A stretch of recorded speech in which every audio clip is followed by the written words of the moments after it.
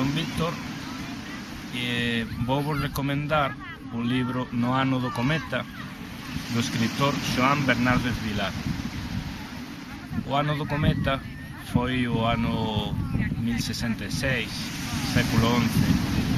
O cometa era o que agora coñecemos como cometa Halley, que naquel ano apareceu e as xentes daquela época apareceulles pois como un aviso de Deus de que podía pasar algo importante, non sabían se algo catastrófico ou que era un cambio de era.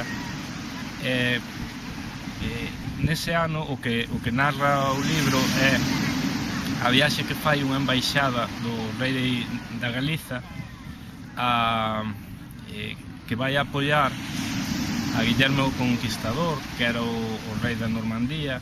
Esta embaixada vai percorrendo o camiño de Santiago ao revés, nunha época na que Compostela empeza a ter o seu esplendor.